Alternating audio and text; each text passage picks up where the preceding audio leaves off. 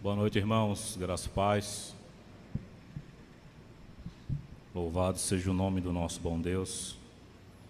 Abra sua Bíblia na carta aos Hebreus, no capítulo 7.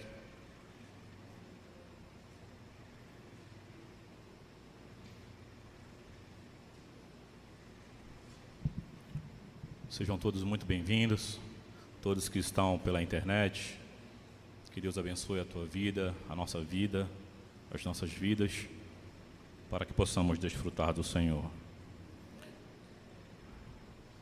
Capítulo 7, versículo 25 até o 28. Por isso, também. Hebreus capítulo 7, versículo 25. Por isso também pode salvar totalmente os que por ele se chegam a Deus, vivendo sempre para interceder por eles.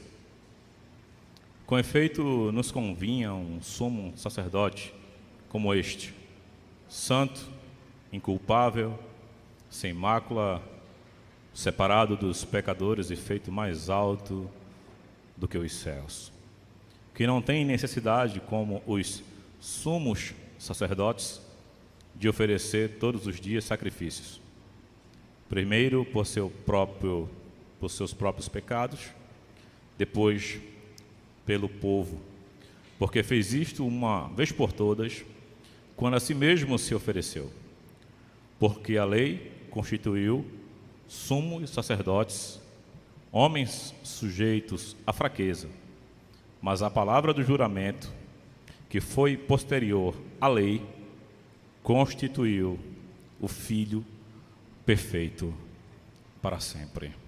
Oremos. Pai, estamos nessa noite diante de Ti. Acalma os nossos corações e glorifica o Teu nome. Cristo, nós estamos aqui reunidos em torno do Teu nome e ansiamos por Ti. Que na graça do Espírito Santo o Senhor possa descortinar os nossos olhos, para que possamos enxergar a glória de Deus, a plenitude de Deus, revelada na pessoa bendita e eterna de Jesus Cristo. Amém. Por isso também, grave esta frase introdutória, por isso também. Antes de desenvolvermos o que lemos, vale considerar algumas coisas importantes quanto à pessoa de Cristo. O tema dessa mensagem é da sombra para a realidade. Nós precisamos entender que antes de Cristo, ou até o seu nascimento, e aí surge a importância da data onde Jesus nasceu e é comemorada, esse momento que a gente deve parar para considerar e valorizar, porque antes de Cristo era um tempo de sombra e de trevas. Em Gálatas 4:4 vai dizer que, vindo porém a plenitude dos tempos, Deus enviou o seu Filho, nascido sob a lei, nascido de mulher. Vindo a plenitude dos tempos, Deus ele envia Jesus.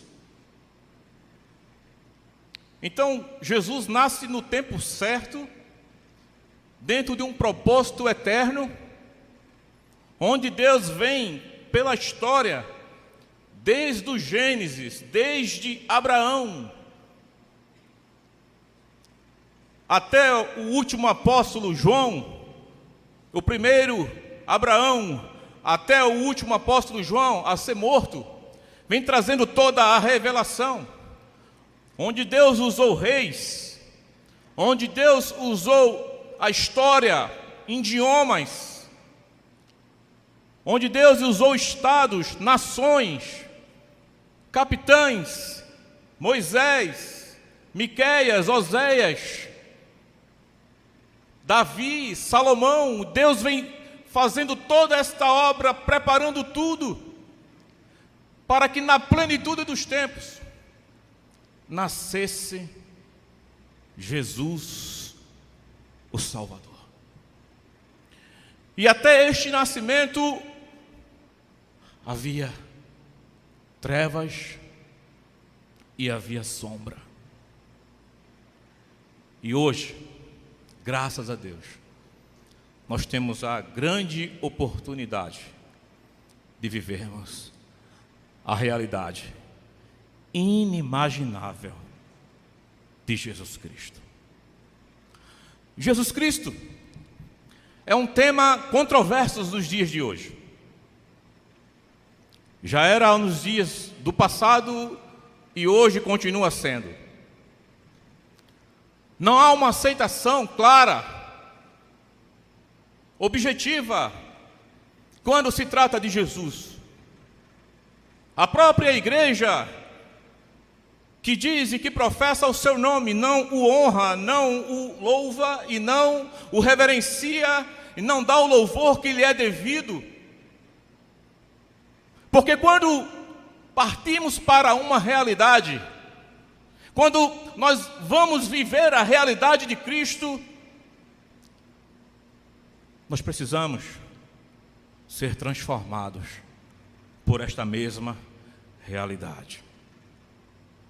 O texto que eu vos li, de Hebreus 7, por isso nos convinha um sumo sacerdote assim como este, santo, inculpável, sem mácula, separado dos pecadores e feito mais alto do que os céus. O contexto de Hebreus é que havia um grupo de judeus e irmãos que estavam dispersos, que estavam se apostatando da fé, se juntando com outros grupos de judeus que já havia rejeitado Cristo. Muitos estavam voltando à prática do judaísmo antigo, ao sacrifício, indo buscar os sacerdotes. Muitos estavam vivendo uma decadência espiritual. Muitos estavam deixando de congregar.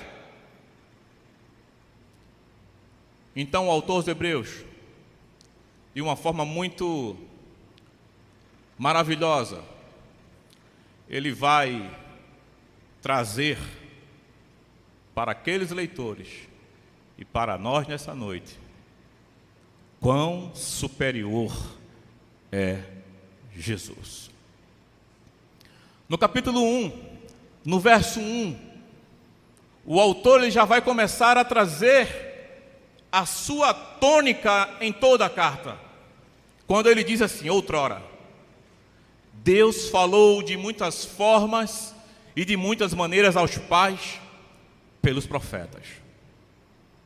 Então a primeira coisa que ele está dizendo, o autor, é que outrora Deus falou de muitas formas e de muitas maneiras aos pais pelos profetas. Mas nos últimos dias nos falou pelo Filho, a quem constituiu herdeiro de todas as coisas e que por ele fez o universo. Então, do capítulo 1 de Hebreus até o capítulo 7 de Hebreus, nós vamos ver a superioridade de Cristo. Cristo maior do que Abraão, do que Moisés, do que Josué, do que a lei, do que os sacrifícios, do que Arão. Ele vai colocando a superioridade de Cristo e a suficiência de Cristo para uma igreja que estava indo a passos largos para a apostasia, Quando chega no capítulo 6 de Hebreus, você vê o desastre espiritual, onde muitos estavam, que experimentaram da graça, que foram participantes do Espírito Santo e caíram. Impossível entregar Cristo ao vitupério. Estavam calcando o Filho de Deus. E o autor aos Hebreus está dizendo: se vocês estão fazendo isso, não há mais sacrifício, não há mais outro Redentor, não há mais outra obra. Se vocês rejeitarem a este Cristo, vocês serão punidos e vocês vão receber o justo juízo. Porque como escaparemos nós se negligenciarmos tão grande salvação? Porque todos receberam o justo juízo para todos aqueles que negaram a pessoa bendita e gloriosa de Jesus Cristo. O capítulo 6 de Hebreus é o capítulo mais dramático, talvez, do Novo Testamento. Um dos mais difíceis de interpretação. Quem são esses que caíram? Sim, que é impossível trazê-los de volta para arrependimento. Segundo o autor aos Hebreus, essa é uma carta resumida de exortações. E essa igreja estava vivendo, voltando para a sombra, voltando para aquilo que era transitório, para aquilo que era terreno, querendo voltar para o velho pacto, querendo voltar para a antiga aliança, querendo voltar para os antigos sacrifícios. Não nesse contexto, mas talvez muitos de nós estamos voltando para algum caminho ou para algum lugar que o Senhor não quer que nós estejamos vivendo. O Brasil do ano de 2020, como o mundo vive e viveu, um dos aspectos mais terríveis com este vírus.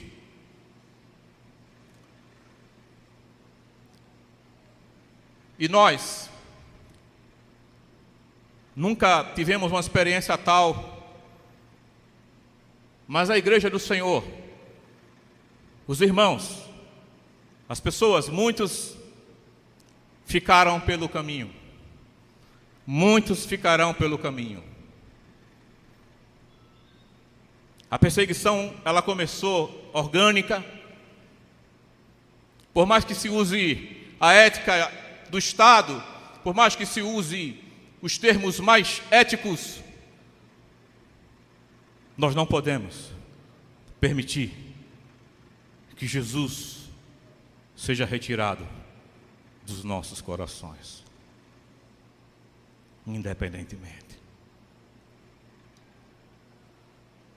O autor dos Hebreus, no capítulo 7 de Hebreus, ele vai usar de um artifício de sabedoria para exaltar a pessoa de Cristo, usando uma nova ordem de sacerdote, que é o Melquisedeque. Leia comigo no versículo 1.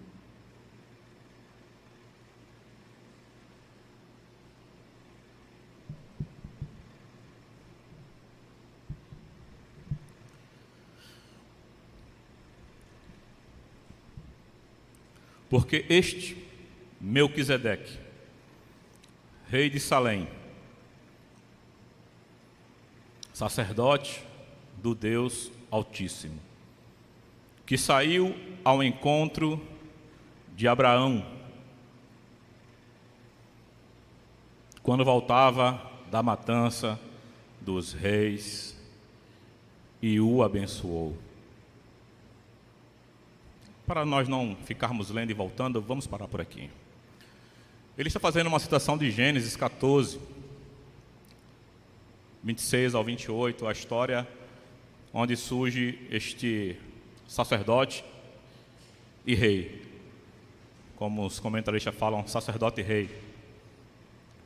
O contexto é que Abraão, ele entra numa batalha com 4 reis em Sodoma, e ele reúne 318, esse número eu acho que é bem conhecido, seu e meu, os 318, porque se fala muito sobre esse número de forma errada.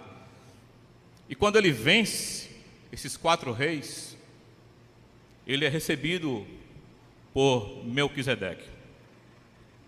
Nós vamos ver na Bíblia que Melquisedeque não tem relato da sua genealogia, dos seus ancestrais, onde nasceu, quando morreu. Os comentaristas falam que isso, a mão do Senhor oculta, omite essas informações para que pudesse levar a igreja e toda a história que vai ser desenvolvida, porque havia um sacerdócio na ordem instituída por Moisés, que são os sacerdotes de Arão e posteriormente os de Levi. Então, tudo estava dentro deste propósito, onde tudo estava envolto disto. E diz o texto que ele sai ao encontro de Abraão. E o interessante é que o nome Melquisedeque quer dizer rei de justiça. O seu nome, ele já nos chama a atenção, porque já traz uma definição clara de quem é este homem, este rei sacerdote, rei de Salém. Salém quer dizer Shalom, ou paz. Então, a definição de quem é Melquisedeque é o rei de justiça e de paz. E ele sai ao encontro de Abraão. Quando voltava da matança dos reis, e o texto diz, e o abençoou. Irmãos, nós estamos falando de um patriarca, de Abraão. Não havia ninguém naquele tempo que estivesse acima de Abraão. E nós estamos vendo o inferior abençoando um superior. O representante de Deus, Abraão, chamado por Deus, e ele recebe a bênção de Melquisedeque, que era inferior a ele. E diz o texto, versículo 2: para o qual também Abraão separou o dízimo de tudo. O dízimo dos despojos da vitória da guerra. Nós estamos vendo aqui, neste momento, da entrega do dízimo, primeiro, a transição desta sombra para a realidade. Nós estamos vendo aqui um homem entregando o dízimo, que segundo a lei teria que ter sido entregue aos sacerdotes de Arão. Todo o dízimo e toda oferta deveria ser entregue aos sacerdotes da ordem de Arão e de Levi. Mas para Abraão entregar o dízimo a Melquisedeque é porque ele reconhecia que Melquisedeque era um rei de justiça e de paz. E ele entrega o dízimo a Melquisedeque. No próprio versículo 2: para o qual também separou o dízimo de tudo quanto primeiramente interpreta rei de justiça, depois também rei de Salém, ou seja, rei de paz.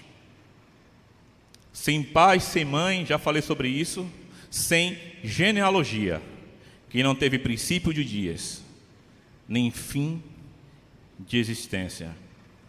Entretanto, feito semelhante ao Filho de Deus, permanece sacerdote para sempre.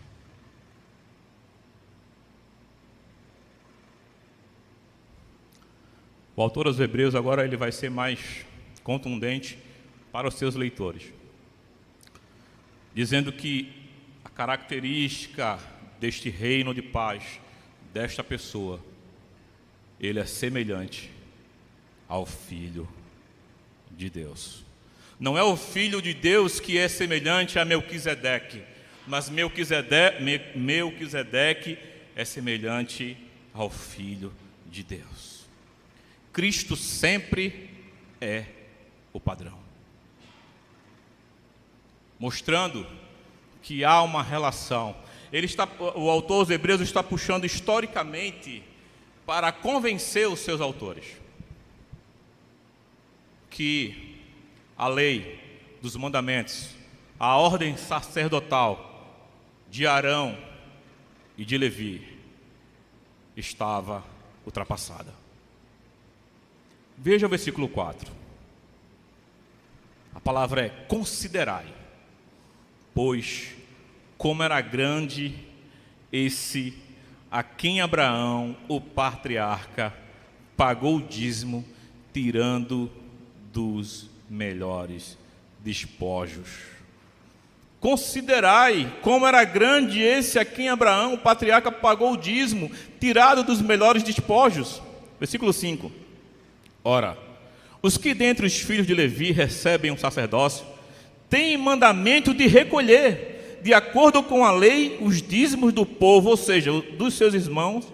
Entretanto, aquele cuja genealogia não incluiu entre eles, recebeu o dízimo de Abraão e abençoou o que tinha as promessas. Abraão faz uma coisa diferente. Por quê, irmãos? Deus, ele, dentro da plenitude dos tempos, ele faz algo maravilhoso. Abra sua Bíblia no Salmo 110, 4.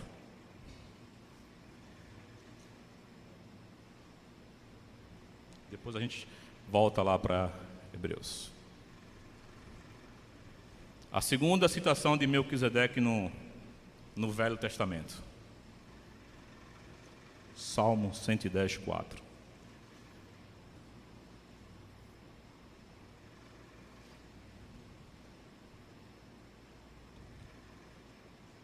O Senhor jurou e não se arrependerá. Tu és sacerdote para sempre, segundo a ordem de Melquisedeque. Os sacerdotes levitas, da ordem de Levi, de Arão, eles não tinham este juramento. E esta palavra, ela está fora do Pentateuco. É uma forma de Deus profetizar que o sacerdócio de Melquisedeque seria perpétuo sob juramento. Por quê, irmãos? Porque Jesus, ele não veio da linhagem, da genealogia, nem de Arão e nem de Levi. E para assumir, os sacerdotes teriam que ser sucessores e teriam que vir de uma linhagem sacerdotal. Teria que ser da linhagem dos levíticos ou de Arão, para poderem assumir o cargo de sacerdote.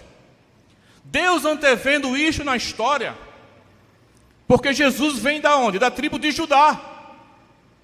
Jesus vindo da tribo de Judá, Jesus não poderia assumir o sacerdócio, e isso desqualificava a Cristo para assumir o sacerdócio. Mas Deus, no Salmo 110, versículo 4, diz que ele será o sacerdote para sempre. Então Deus, ele vai trazendo essa transição da sombra para a realidade, para aqueles que estavam buscando o judaísmo, para aqueles que estavam fazendo seus pactos, suas alianças, que estavam com o pecado de incredulidade, com o pecado de obstinação sem recusa. Então Jesus, vindo da tribo de Judá. Jesus não poderia assumir e ser um sacerdote. Veja isso comigo no próprio texto. Versículo 14.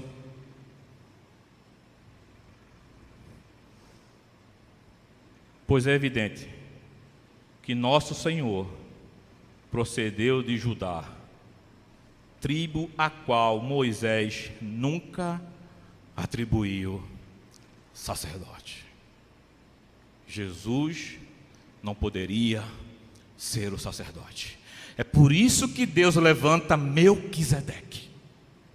A intenção histórica de Deus é fazer com que essa nova ordem do sacerdócio de Cristo fosse erguida por um homem que não temos informação da sua genealogia, da sua existência, do seu nascimento, dos seus pais.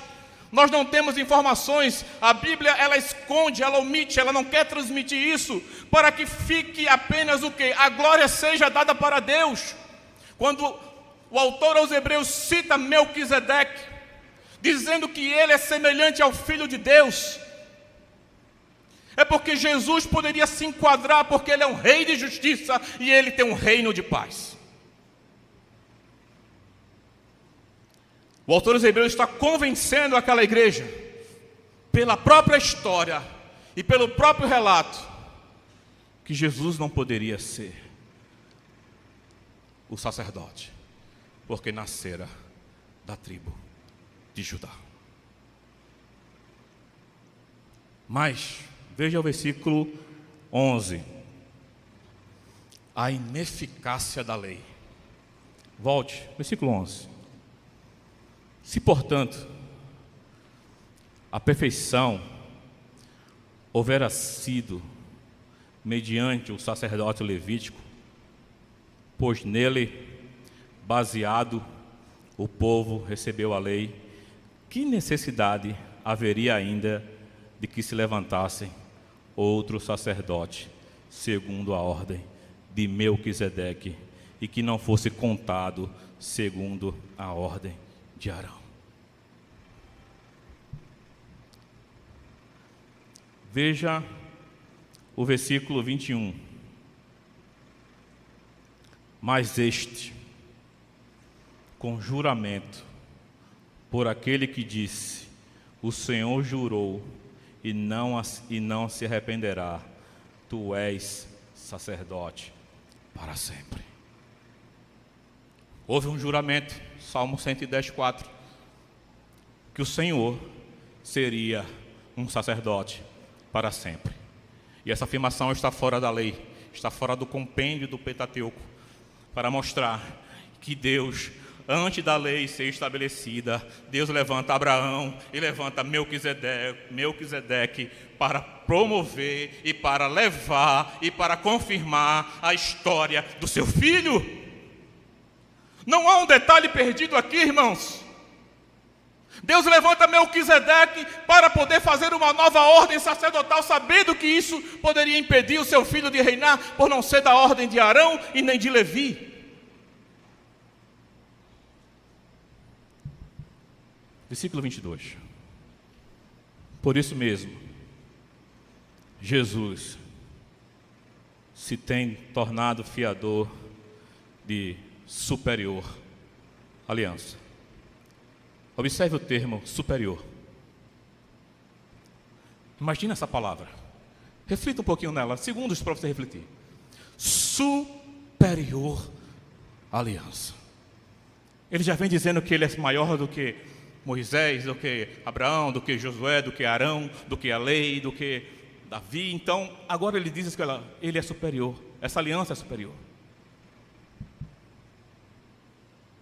Versículo 24. Este, no entanto, porque continua para sempre, tem o seu sacerdócio imutável. Ele continua para sempre. Por quê? Porque os sacerdotes da ordem de Arão e de Levi não podiam continuar, por causa da morte. Então, sempre tinha que estar vindo outro sacerdote, outro sumo sacerdote, todos os dias. Mas este continua para sempre. Por quê? Porque quando Jesus, ele nasce na plenitude dos tempos, nascido de mulher, sob a lei, debaixo da lei. De repente Jesus aparece com 12 anos ensinando do templo, falando do Senhor. E de repente Jesus aparece com seus 30 anos, ensinando, sendo batizado por João Batista, pregando o Evangelho, formando discípulos, evangelizando, curando, expulsando demônios, anunciando o Evangelho do Reino, levando o Evangelho em todas as cidades, em todos os lugares, pregando, ensinando, tocando em leprosos, prostitutas, homens e mulheres, toda sorte de doenças. Quando chega no seu 33º ano, Jesus vai ao Getsemane, se prepara, começa a transpirar gotas de sangue e começa a passar o processo da entrega, porque havia uma dura cruz esperando por ele. E ele vai com seus discípulos, e ele é levado, ele é preso, ele é interrogado, ele é cuspido, ele vai para Anás, ele vai para Caifás, ele vai para Herodes, ele é julgado, ele carrega a sua própria cruz, ele vai para a cruz, ele é chicoteado, ele é humilhado, cuspido, ele é ridicularizado, e ele é levantado numa cruz. E naquela cruz, ele passa o terror da cruz, a agonia da cruz, a dor da cruz, a vergonha da cruz, a ignomínia da cruz, o sofrimento da cruz, para que o seu sangue pudesse ser vertido. E depois de longas 6 horas de agonia, ele rende e diz: Pai, eu entrego a Ti o meu espírito, e está consumado. A obra da sombra foi vencida, a obra transitória, a obra da terra, a obra do passado foi vencida. Agora, Pai, nós podemos viver a realidade, a plenitude, o eterno. Era isso que ele estava bradando naquela cruz, quando João 1,12 diz: porque quando eu for levantado do madeiro, atrairei todos a mim mesmo, e todos, pois quanto receberam, deu-lhes o poder de serem feitos filhos de Deus. Uma dívida que precisava ser paga, porque sem derramamento de sangue não há remissão de pecado. E o sangue de Jesus, o sangue do Cordeiro perfeito, como nós lemos, sem mácula, sem mancha, santo, separado dos pecadores, verte naquela cruz para redimir a mim e a você. Isaías 9,2 diz assim: o povo que andava em trevas viu grande luz, e aquele que andava nas regiões da sombra da morte, resplandeceu-se-lhes a luz. A sombra, mas quando Jesus veio, a luz vem.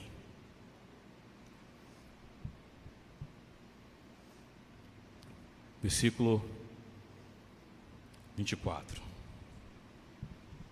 Versículo 23. Ora, aqueles que são feitos sacerdotes sem maior número, porque são impedidos pela morte de continuar.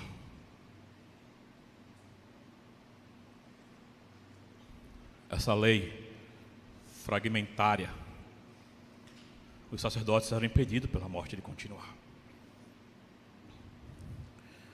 Versículo 24. Este, no entanto, porque continua para sempre, tem o seu sacerdócio imutável. Lembra quando eu comecei o por isso? Eu dei essa volta para nós chegarmos aqui. Por isso, também pode salvar totalmente os que por ele se chegam a Deus, vivendo sempre para interceder por eles.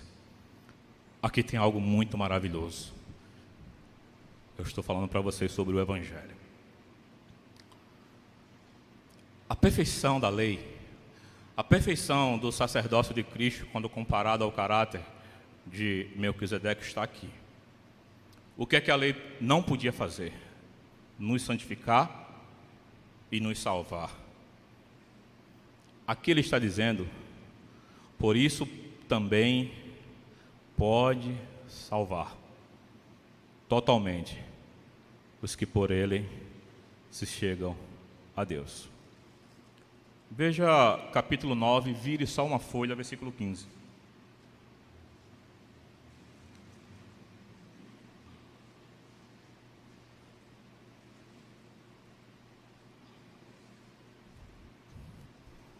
Pois, por isso mesmo,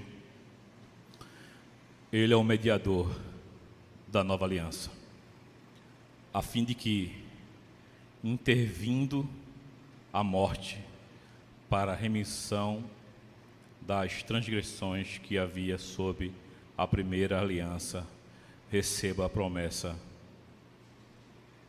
da eterna herança àqueles que têm sido chamados.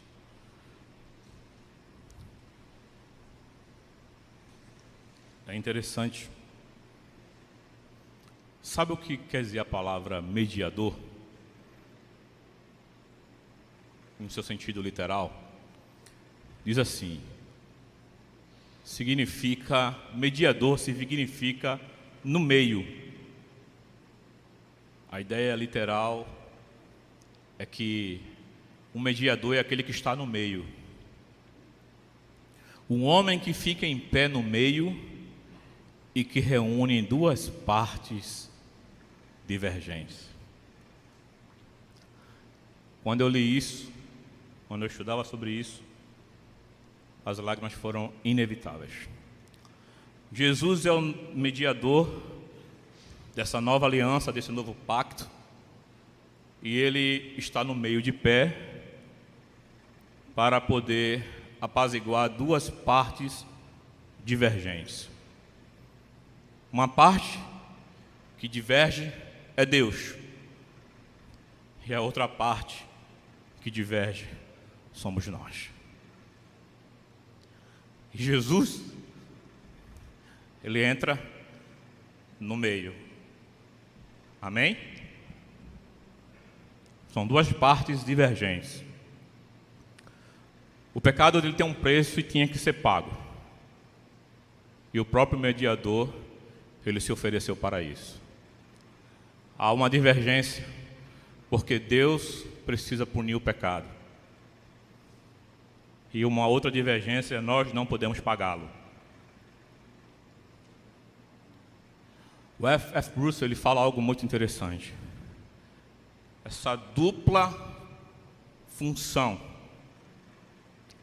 de mediador.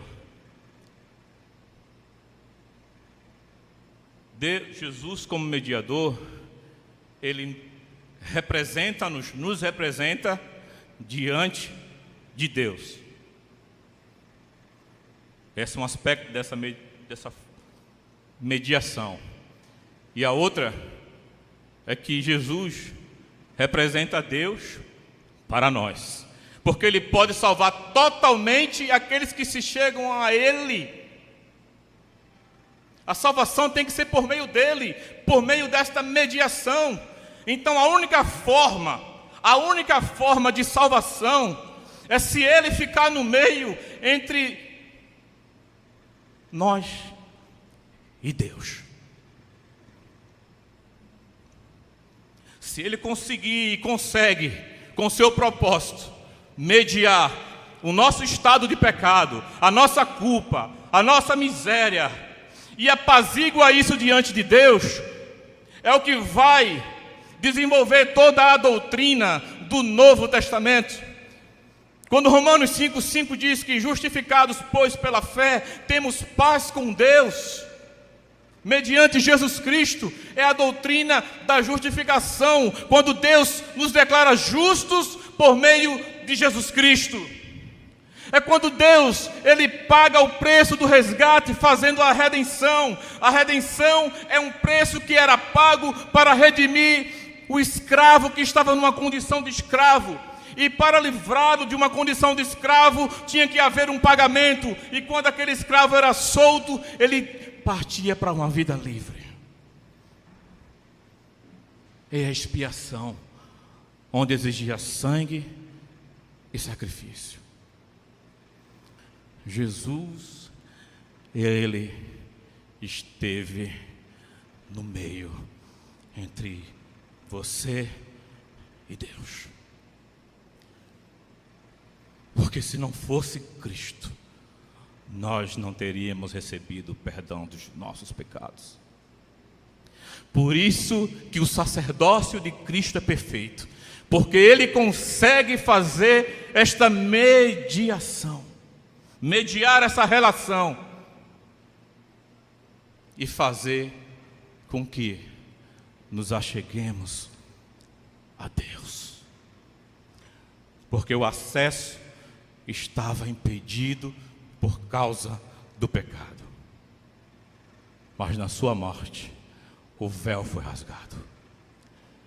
É por isso que em Hebreus 10, o autor vai dizer assim: tende, pois, intrepidez pelo sangue de Jesus, pelo novo e vivo caminho que Ele nos consagrou, para adentrar no novo santuário, porque foi com seu sangue, Ele quebrou.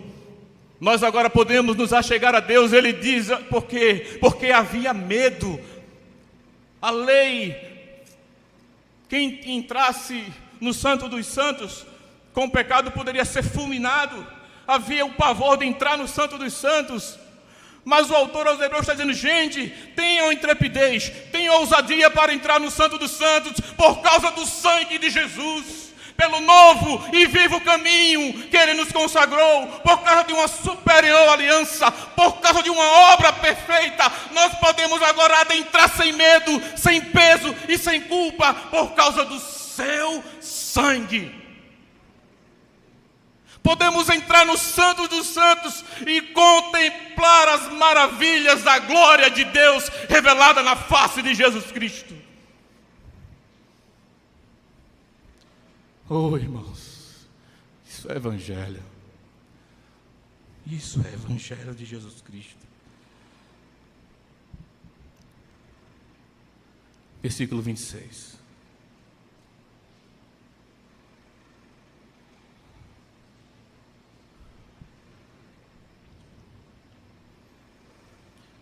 Com efeito,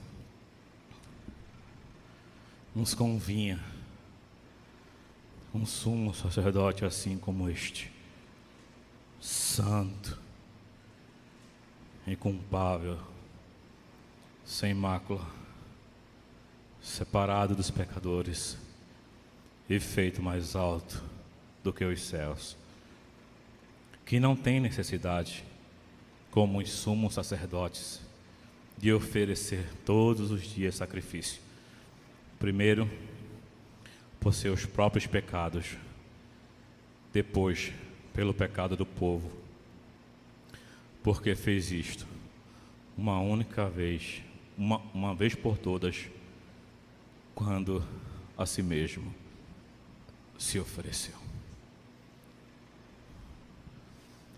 A expiação que era feita pelos pecados na ordem levítica era uma chamada expiação pessoal.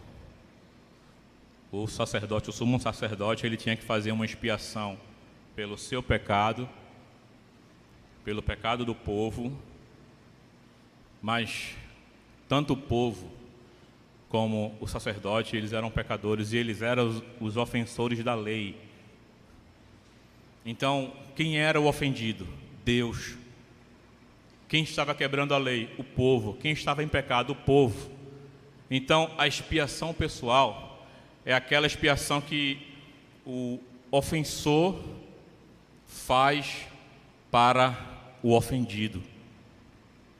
Quando ele diz aqui que Jesus a si mesmo se ofereceu, isso chama-se da expiação vicária. O que é uma expiação vicária? É quando o ofendido, que é Deus em Cristo, faz de forma contrária, faz o sacrifício pelo ofensor. Isso é maravilhoso. Cristo sem pecado, que não precisava fazer uma expiação porque ele não tinha pecado, ele mesmo se oferece para fazer uma expiação vicária. Versículo 28. Porque a lei constituiu sumos sacerdotes, homens sujeitos à fraqueza. Mas a palavra do juramento, que foi posterior à lei, ele está citando o Salmo 110:4, implicitamente. Constituiu o Filho perfeito para sempre. Jesus, o Filho perfeito, por enquanto? Não.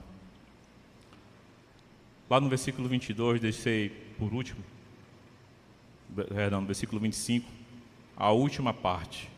Por isso também pode salvar totalmente os que por ele chegam a Deus.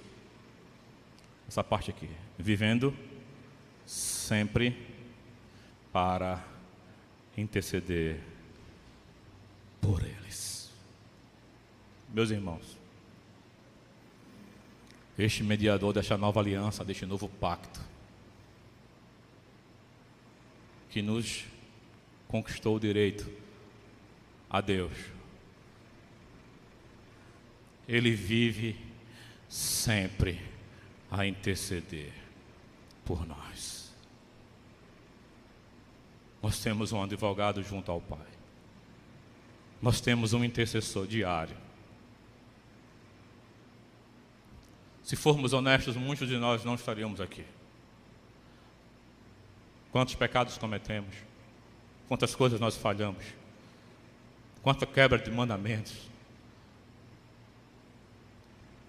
Quanta bobagem a gente faz no nosso dia a dia? É porque o seu sacerdócio é para sempre. E ele vive para interceder para sempre.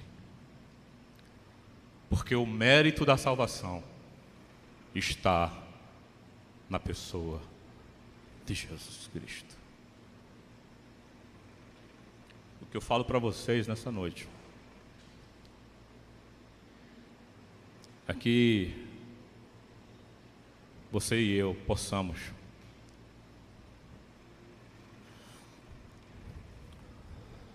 nos dobrar diante desse Senhor. Eu deixei por último essa fase de Melquisedeque. O que foi que Melquisedeque deu a Abraão?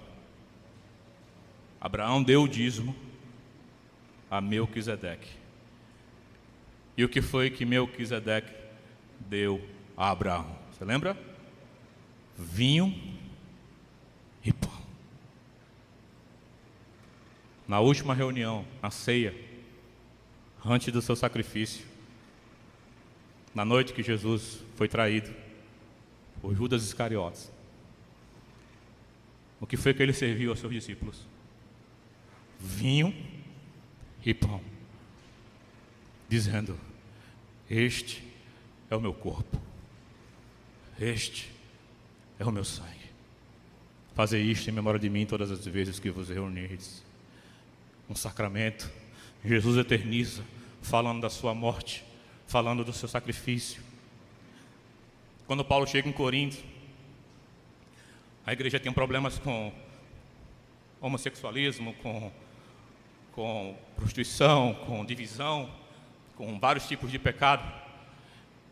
Me parece que a figura que tem, que quando Paulo chega em Corinto, as pessoas chegam em cima dele e para. Nada eu quero saber entre vós. Nada eu quero saber entre vós, a não ser este Cristo e este crucificado. Porque se Cristo, o crucificado, não tiver crucificado vocês, nada que eu falar para vocês terá efeito.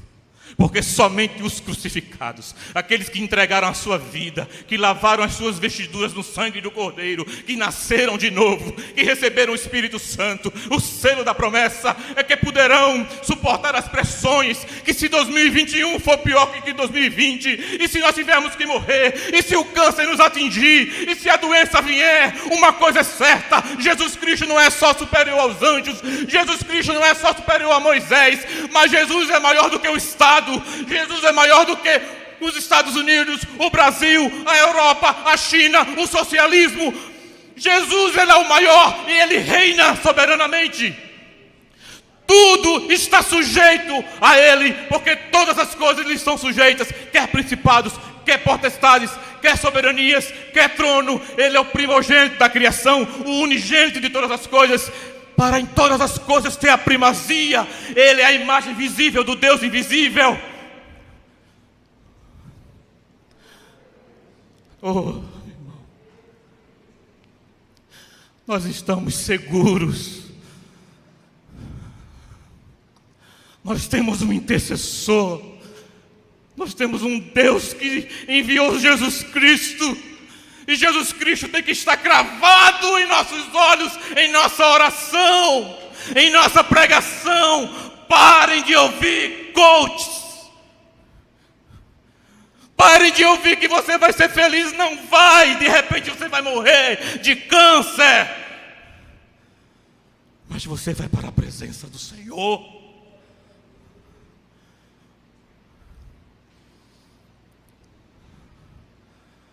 Nós precisamos do Senhor. Nós precisamos desse Cristo. O apóstolo Paulo ousou dizer em Gálatas 5:22: vivo não mais eu,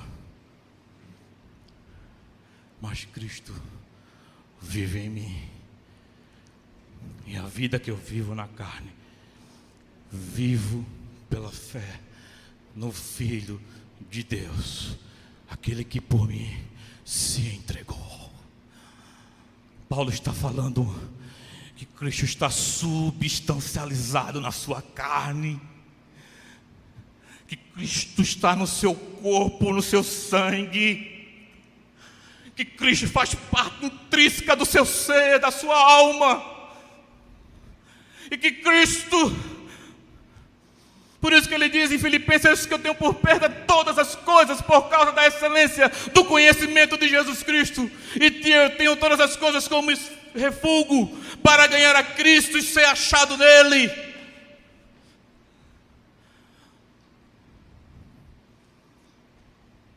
Nós temos um intercessor.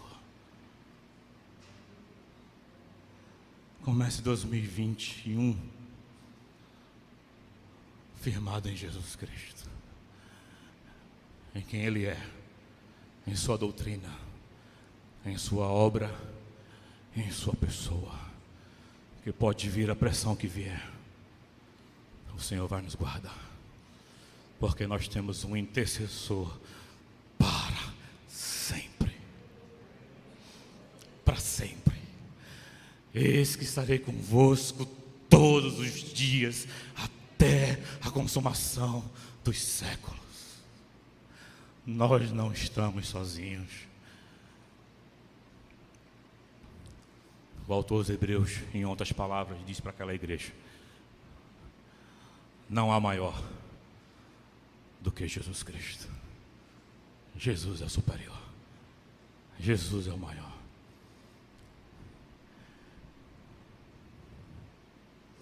Versículo 26, ele diz assim, no finalzinho: santo e culpável, sem mácula, separado dos pecadores e feito mais alto do que os céus. A ideia que eles tinham de céu não é a nossa,